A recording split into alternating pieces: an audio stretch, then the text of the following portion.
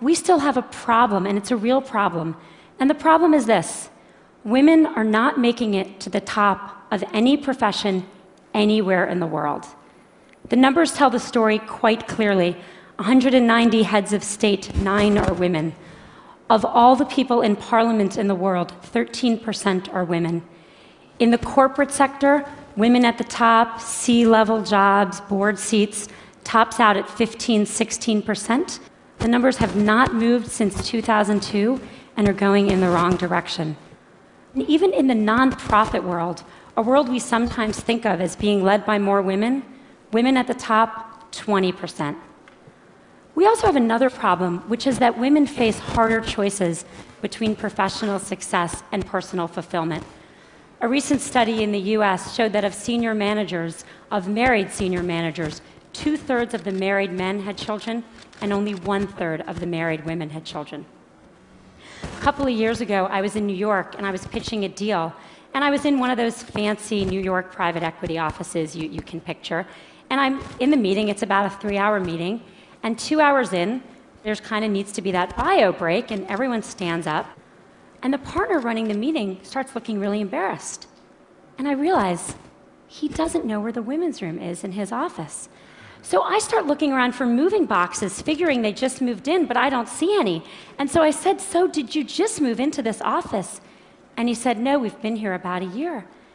And I said, "Are you telling me that I am the only woman to have pitched a deal in this office in a year?" And he looked at me and he said, "Yeah, or maybe you're the only one who had to go to the bathroom." My talk today is about what the messages are if you do want to stay in the workforce.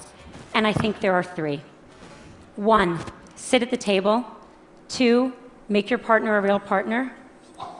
And 3, look at that, don't leave before you leave. Number 1, sit at the table. Just a couple weeks ago at Facebook, we hosted a very senior government official, and he came in to meet with senior execs from around Silicon Valley. And everyone kind of sat at the table, and then he had these 2 women who were traveling with him who were pretty senior in his department, and I kind of said to them, "Sit at the table, come on, sit at the table." And they sat on the side of the room. When I was in college, my senior year, I took a course called European Intellectual History. Don't you love that kind of thing from college? Wish I could do that now. And I took it with my roommate, Carrie, who was then a brilliant literary student and went on to be a brilliant literary scholar. And my brother, smart guy, but a water polo playing pre-med who was a sophomore. The 3 of us take this class together. And then Carrie reads all the books in the original Greek and Latin, goes to all the lectures. I read all the books in English and go to most of the lectures. My brother is kind of busy. He reads 1 book of 12 and goes to a couple of lectures, marches himself up to our room a couple days before the exam to get himself tutored. The 3 of us go to the exam together, and we sit down, and we study, sit there for 3 hours in our little blue notebooks. Yes, I'm that old. And we walk out, and we look at each other, and we say, "How'd you do?" And Carrie says, "Boy, I feel like I didn't really draw out the main point on the Hegelian dialectic." And I say, "God, I really wish I had really connected John Locke's theory of property, the philosophers that follow." And my brother says, "I got the top grade in the class." You got the top grade in the class? You don't know anything. The problem with these stories is that they show what the data shows. Women systematically underestimate their own abilities. If you test men and women and you ask them questions on totally objective criteria like GPAs, men get it wrong slightly high and women get it wrong slightly low. Women do not negotiate for themselves in the workforce. A study in the last 2 years of people entering the workforce out of college showed that 57% of boys entering, or men, I guess, are negotiating their first salary, and only 7% of women. And most importantly, men attribute their success to themselves and women attribute it to other external factors. If you ask men why they did a good job, they'll say, "I'm awesome." If you ask, obviously, why are you even asking? If you ask women why they did a good job, what they'll say is someone helped them, they got lucky, they worked really hard. Why does this matter? Boy, it matters a lot, because no one gets to the corner office by sitting on the side, not at the table. And no one gets the promotion if they don't think they deserve their success or they don't even understand their own success. Message number 2, make your partner a real partner. I've become convinced that we've made more progress in the workforce than we have in the home.